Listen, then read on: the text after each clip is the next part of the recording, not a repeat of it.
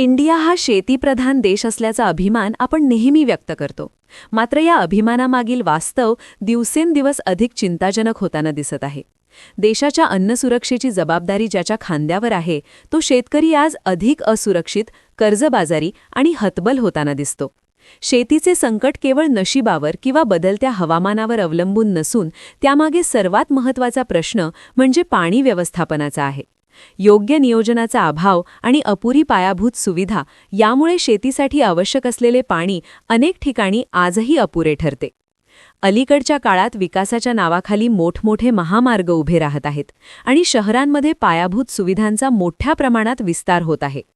पूल, रस्ते, बंदरे आणि उद्योग यांचा विकास नक्कीच महत्त्वाचा आहे.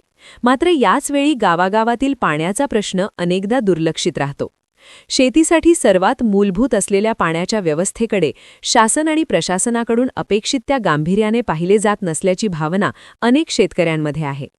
जलसंधारणाच्या योजना राबवल्या गेल्या असल्या तरी काही ठिकाणी त्यांच्या अंमलबजावणीभोवती गैरव्यवहारांच्या चर्चा अधिक ऐकू आल्या, ज्यामुळे शेतकऱ्यांच्या अपेक्षा पुन्हा अपूर्ण राहिल्या. पाण्याबरोबरच वीज, बाजारपेठ आणि शेतीमालाचे दर हेही शेतकऱ्यांसाठी महत्त्वाचे प्रश्न ठरतात. अनेकदा शेतीसाठी आवश्यक असलेली वीज वेळेवर मिळत नाही, उत्पादन खर्च वाढत जातो आणि बाजारात मालाला अपेक्षित भाव मिळत नाही. या संपूर्ण प्रक्रियेत मध्यस्थांचा फायदा वाढतो, तर शेतकऱ्यांच्या हातात मात्र कमी उत्पन्न उरते.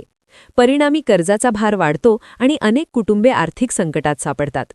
काही ठिकाणी घडणाऱ्या शेतकरी आत्महत्यांच्या घटना या केवळ वैयक्तिक शोकांतिका नसून त्या व्यवस्थेतील गंभीर त्रुटींचे प्रतीक मानल्या जातात. या पार्श्वभूमीवर पाण्याच्या प्रश्नाकडे युद्धपातळीवर लक्ष देणे अत्यंत आवश्यक आहे. प्रत्येक गावात पाणी साठवण, भूजल पुनर्भरण आणि योग्य पाणी वाटप यासाठी ठोस आणि दीर्घकालीन योजना राबवणे गरजेचे आहे. जगातील काही देशांनी समुद्राच्या पाण्याचे शुद्धीकरण करून त्याचा वापर करण्याचे तंत्रज्ञान विकसित केले आहे. भारतासारख्या विस्तीर्ण समुद्रकिनारा असलेल्या देशात अशा पर्यायांचा गंभीरपणे विचार होणे आवश्यक असल्याची मागणीही अनेक तज्ज्ञांकडून केली जाते. विज्ञान, तंत्रज्ञान आणि दूरदृष्टी यांच्या सहाय्याने पाण्याचा दीर्घकालीन आराखडा तयार झाल्यास शेती अधिक स्थिर आणि सक्षम होऊ शकते. शेतीप्रधान देशाची खरी ओळख केवळ घोषणांमध्ये किंवा भाषणांमध्ये नसते. ती शेतकऱ्याच्या आयुष्यातील स्थैर्यात आणि सुरक्षिततेत दिसून येते. आणि त्या स्थैर्याचा पाया पाण्यातच आहे हे लक्षात ठेवणे आजच्या काळात अत्यंत महत्त्वाचे बनले आहे.